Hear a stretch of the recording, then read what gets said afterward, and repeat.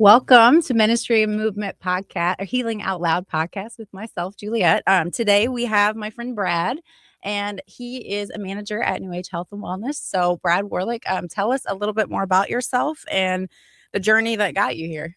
Oh, well, it's a circuitous route, to say the least. I've spent most of my life here in Missouri. I was born in Charlotte, North Carolina. I did not know that. Yes, ma'am. Yeah. From the time I was 4, we followed my dad's career. He worked for UPS and Human Resources. So about every 4 years, we were on the move as he continued to, navigate upwards through that corporate structure. So spent some time in Jackson, Mississippi, Aurora, Colorado. Then we spent 6 years here in St. Charles, then moved to Atlanta, Georgia, back to North Carolina. I spent some time playing junior hockey in Ohio. So been all over the place. So you had to make friends quickly and a lot, right? Yes, ma'am. The one thing that's always been consistent with me is change. Yeah. But I've, part of that process is I've established a lot of lifelong friendships throughout the many places that I've lived, from being an adolescent up through, teenage years, and now in my adult life, being able to stay in contact with those people. Yeah. Wherever they've all gone as well. So, well, that's interesting because some people like that has obviously helped shape who you are. Yes, and ma'am. help you become a leader. And, and some people, it has the opposite effect, like they get more withdrawn because they're not able to connect. They're not able to stay connected to one person. So, yeah, I would say so. I mean, there is times where I don't want to say envy is that. I mean, we have a mutual friend, Rocky. I mean, he has lifelong friends from, elementary school and things like that because of, and that's the person that he is. But when you get around them, you see that history and see that come out. Yeah. That's definitely something that, I've maybe been a component that is missed in my life just because of that constant change, but definitely something that, being able to experience and be enveloped in from our friendship has provided a lot of value. Yeah. Well, where did you end up going to high school or graduating from high school? So I spent 1 year at Francis Howell High School in St. Charles. That was right after my freshman year. My dad got promoted and we moved to Atlanta, Georgia. So I graduated from South Forsyth High School in Cumming, Georgia. Oh, okay. Okay. And then what brought you then back to St. Louis? So hockey actually brought me back full time. My parents separated not long after I graduated high school. My sister, I was going to ask, you have siblings? Yes, ma'am. Yeah. My sister, who's 2 years younger than me, that was a very tumultuous time for her, especially as a young woman. She was about to start high school. So she had gone through this life with all of her friends locally. And they had all made plans of where they're going to cheerlead, were their plans going into high school. And then she had to start all over going to Georgia.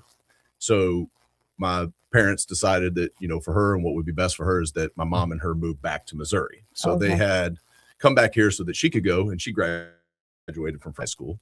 And I was playing junior hockey in Ohio at the time.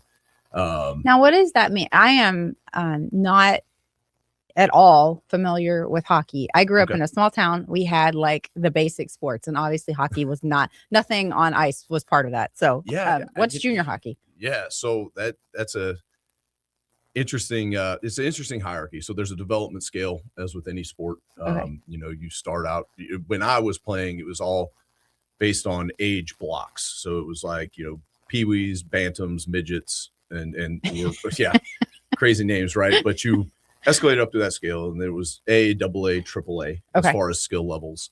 And then you, depending on your age, skill set, what teams would come to the travel tournaments that we were in. And they had a junior league, junior B and junior A. The CSHL is what it was called now, or what it was called, excuse me. Now it's called the NA3HL, and then the North American Hockey League. So I split some time between a couple teams in Cincinnati and Columbus, just primarily in Ohio. So it was most of the kids there are looking to, go Division III. very few Division I, but it's a developmental league, to provide opportunity for next steps in your college career. But now it's a completely different model. There's guys that are playing at that level that are going Division I and so on and so forth. It's actually blown up quite a bit. But at that point in time, it was the first time I was out of the home, not really having supervision. Kind of just fuel to the fire for me. Just kind of what was the phrase, light the tires, roll the fires is kind of how I was living at that point in time in Ohio. And my parents had pretty much had enough and said, okay, you have two options. It's, stay and you're on your own, or, come back home with either move in with your father or move in with your mother and, start college. So my dad was like, you're not moving in with me. And my mom was like, well, you're welcome here, as moms usually are. So I moved back to Missouri and started at the University of Missouri, St. Louis, which is where I met Rocky. We played college hockey together there. Gotcha. At that point in time, Lindenwood has started their ice hockey program. Got my master's at Lindenwood. So I got my bachelor's there. Don't one up me. But so I ended up at Lindenwood, graduated there, played Division II hockey there, and now I played for the team that Rocky actually now coaches. I was gonna, that's very cool. So we obviously he's my best friend. You'll hear me mention him a lot just because he's made a profound impact on my life. But that's just kind of how our relationship has really evolved and entrenched itself. There's a lot of similarities in our journey, but a lot of cool things that correspond with one another. Well, what was your entrepreneurial path like after hockey? Like, what did that look like, and how did you end up, because you were always an athlete, obviously you're in shape, you've always like kept a great physique, so how did you end up at Neuage, and then what do you do there? Okay. Another, one of the things I say consistent in my life is change. So out of college, I started working for a manufacturing company called Masco Retail Sales Support, primarily situated within Lowe's home improvement stores. Managing business units within there was a great position for me, but I didn't really respect it for what it was as far as being able to develop and go. I was still young, out of college, my party days. What was your degree in college? Criminal justice and human service agency management. Okay. So what did you kind of foresee for your future when you Honestly, were in college? I didn't really know. I picked something I picked a couple degrees that kept my attention. I think that's what most people do, you know? Because they're like, how do you know, like, even I'm 46, like, and I reinvented myself at 41, it's like, how do you know what you're made for, at that age? Yeah, for sure. And one of the things, obviously with a criminal justice degree, the natural progression would be, to be in corrections or be a police officer. At that point in time, there was a lot of, unrest within, the city and things like that, in areas where I could have gone and attained a job. And it just didn't really sit well with me at that point in time. So I, ventured off, and pretty much, as most people, go into a sales role. That's what that first job for me was. The home, industry at that point in time, as far as new builds, things like that, the bottom kind of dropped out, through that administrative time with the president and things, and just everything ebbs and flows. So I was, my role was liquidated. And at that point, I went into the gym industry. I ran a club fitness for a number of years. Were you with Rocky when? Rocky opened that door for me. Was a great, mentor as far as processes, procedures, things like that. Kind of opened some doors for me that I thought, well, maybe, this is good, for the now, what does the future look like for me? And from there, I kind of jumped into a couple different sales roles. I did a call center. Not something I would recommend for anybody, but paid the bills. And from there, I had a good friend of mine, his name's Matt Kraskowiak. He and I had a lot of conversations. He worked for a company called Major Brands, which was a premium beverage distributor, non-alcoholics, liquor sales, wine, beer, spirits, right? And we actually had a friend of ours, Craig Hausman, who was in executive leadership there, and they felt really confident about my ability to be successful there and offered me a role. Okay. So I did that for 6 years. Created a lot of success within a territory that had been very downtrodden, hadn't had consistency. Was able to give it a shot in the arm, so to speak. Okay. Really found my footing. It was something that I really gravitated towards. It was a lot of B2B personal interactions. You're dealing with business owners, people who livelihoods are based on the bottom line. Yeah. So being able to, see that, respect that, have empathy towards it, and help them develop strategies and menus and bring in, product mixes that their customers clamored for and created, residual sales and gross profit, if you will. Yeah. Was something that I really enjoyed. At that point in time, our mutual friend Rocky, another. I was gonna say, you're so successful in that niche. Then, like, what made you jump into peptides and wellness and health and all those things? Yeah, that was a very difficult time for me personally. We'll get into more of that. Yeah. There was a lot of things going on, things with my father, things with the relationship that I was currently in, or previously in, I should say, that season of my life, if you will. Had gone through a lot of change, even towards the end of it. Throughout that, consistency is grounded within my friendships. Yeah. I've got a very unique situation with really great circle of friends. Okay. One of them being Rocky, the other one being Jason, who you met, Jason Redmond. Okay. Yeah. They, found a spark within their, abilities. Yeah. Where they decided to collaborate and start a business.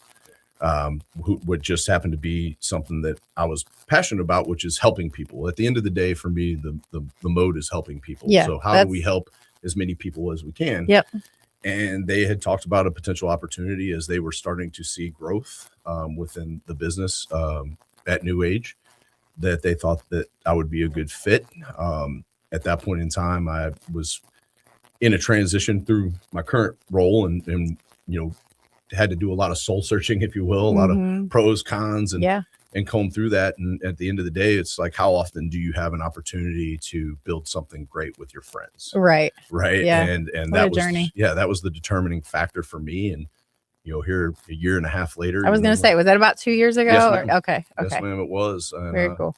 We opened our DePere clinic, took stewardship of that. Now, have a hand in hand with my counterpart, Ryan, running and stewarding our Ladue clinic, and he's got our Lake St. Louis clinic, and we're seeing incremental, success. We're having a lot of success stories within our patient population that feels really good. Yeah. In a never changing landscape, we're finding the ability to stay ahead of the curve. So, no, well, your location obviously is where I went and where I go. And, you're my point of contact there. I met you before I ever met Rocky, even though I've known him longer. So, yeah. Well, sometimes they think I am Rocky. I know. We have some sort of similarities. You do have similarities. Yeah. Ryan's like, yes. Yeah. Well, tell us about what you do there for them then. You manage the office, but like what exactly? Because Rocky talked a little bit about it, but we didn't dive into like exactly all the pieces of Neuage. So, while on the surface, it seems very calm. Sterile would be what I would use, like a clinic environment, right? Okay. Beneath the surface, there's a lot of moving parts. Yeah. Things with pharmacies, things with administration, as far as medications, things like that. And then also, supervising and helping a staff not just develop, but be functional and proficient at everything going on. Yeah. My job primarily is to make their job easier. Okay. Right. It's also to provide an open door where, a patient can come in and feel confident within our four walls that they can have a conversation, know that we have their best interest in mind, and help them attain the goals that they're after. And then to diffuse that mindset and culture through our staff. Oh yeah. I think that was probably one of the most intimidating things for me. It was like I'd never had, even as a professional athlete, I'd never had a hormone panel done, like a thorough one. Yes, ma'am. And then I'd never tried peptides. I'd never tried, and I'm not a candidate for HRT, but like I just had never done it, and that was very apprehensive because it's scary, obviously, doing something that you've never done before. Not that I'm scared to try new things, but like, it was just like that. I had that mental block. And when Mhm. I came in, I just felt so comfortable, like Yeah. immediately. So Yeah, I think something that we all like struggle with, and I mean, not just our industry specifically, but I think barriers to entry are something that we build up over time, right? yeah, We grow accustomed to the certain way of things and just accept the status quo as like that's just how it has to be. yeah, And one of the phrases that I heard actually in church is like, we can show people a better way. We can show people a better way through action and follow through. And I think that mentality, why it's easy to say, sometimes it's difficult to do, but once it starts to take hold, it really creates some awesome things. yeah, And that's, to your point, that's something. I mean, you might go get your blood work once a year for your annual physical. Your primary care, just, right, wrong, or indifferent. If you're good and the numbers say you're good, then you're good in their right. mind. But there's a lot going on beneath the surface Yeah, that we pride ourselves in diving into, Yeah. and helping navigate to resolution. well, and I think that most people walk around don't understand that this is a specialty. Yes, ma'am. Like it's not like it's the same thing when I have health coaching clients. Like, go to the doctor and the doctor says, you need to be eating this. Is the doctor a nutritionist specifically? Have they lived that lifestyle? Mm, So when they give them information, it's like they haven't lived it though. They haven't applied it, and they don't use it daily. right. So I like to go to people that are specialists in their field or have what I want Mhm. and have obtained what I want. Yeah. And, So- and there's with the growing industry, let's call it what it is. I mean, it's an industry Yeah. unto itself anymore, from my perspective. The I wouldn't know peptides. that. Yeah. Peptides, hormone therapy, testosterone therapy, even Yeah. GLP, medical weight loss therapy. Yeah. As a whole. I think the interesting thing, we live in a world that is inundated with people that do research, create opinions, and are able to put those opinions out there. And a lot of them, might be unfounded in certain regards, but a lot of them are very grounded in fact Yeah. and modality. Yeah. And we are fortunate to be in an industry where there is a lot of collaboration. There is a lot of sharing of information. There is like, oh, we didn't think about it like that. Maybe we should look at it like that. And that affords us a lot of opportunity to build and grow and solidify what we're doing to provide the best treatment for our patients. Yeah. Well, I've talked a lot about my own mental health struggles, like with Mhm. anxiety. And I know that, there are lots of tools, non-medicinal tools that you can use. So my question for you is, do you have any mental health disorders that you personally have struggled with? And then how is doing what you're doing now, like with peptide support, helping that? Yeah. So I've never been clinically diagnosed Neither with have a I, but- mental health disorder, right? I've had plenty of people tell me I'm crazy and need help. And I think that just comes with the territory, right? Yeah. Or like, what's wrong with you? You need to do something about that. For the longest time for me, I think Tom Hardy said it best. It's like, beware the man who's comfortable with being by himself. Yeah. Because they find, fortification in solitude.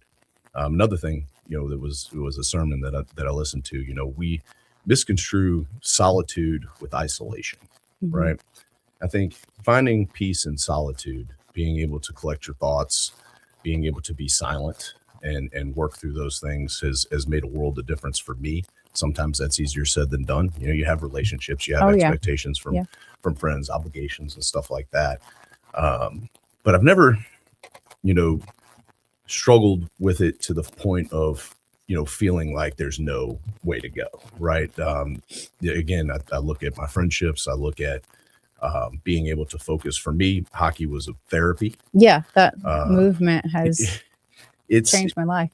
Going into something that you're passionate about and feeling those things and feelings melt away. Yeah. Like there's nothing else going on. Yeah. That's where I really found that. So for a period of time, I took a year and a half, almost 2 years off of even skating or playing and realized that was a key thing in my life that was really missing. Yeah. And dove right back in, so much so that I still now skate 2 times a week, able to reconnect with college buddies and meet some new people from new walks of life, and it's therapy for me. And when I don't go a period of time without it, I feel that bottling up, right? Yeah.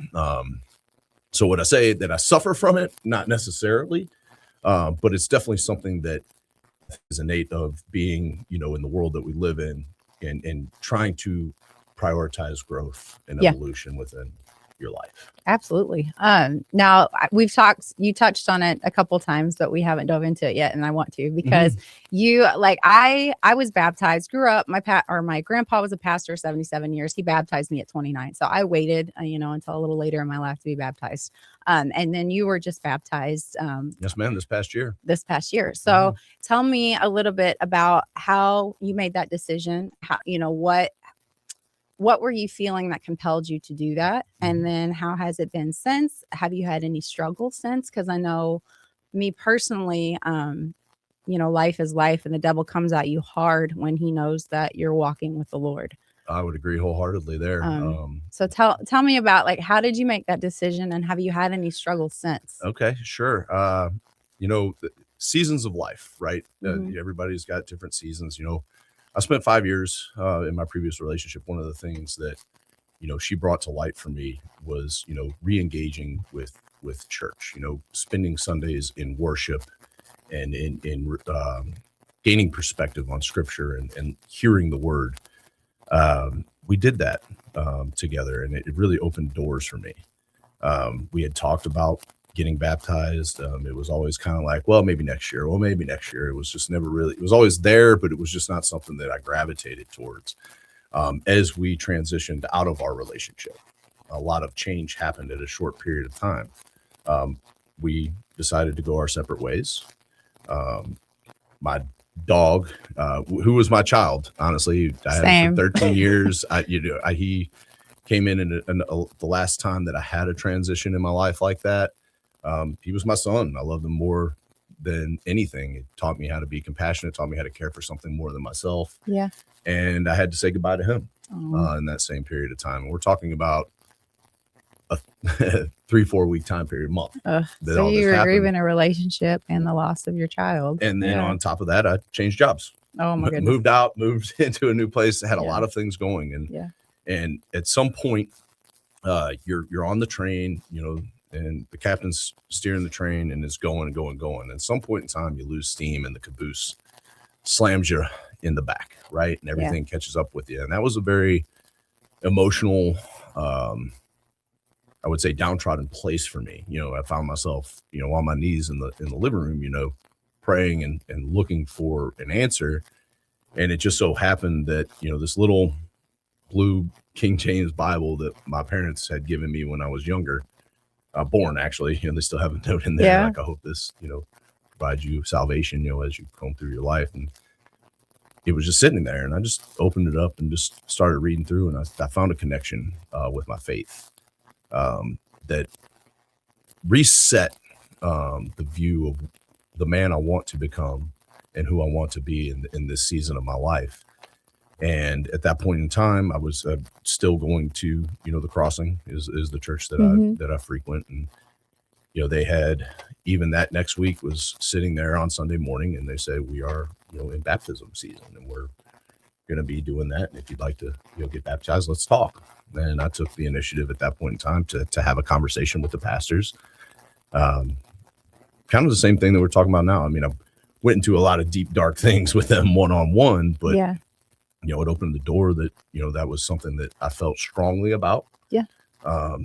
And, moved forward through that process.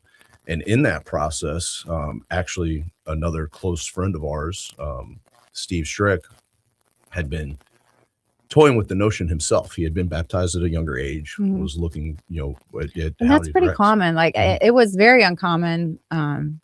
For my history of my family church, it's uncommon to do it when you're older, that people tend to do it when they're younger. Right.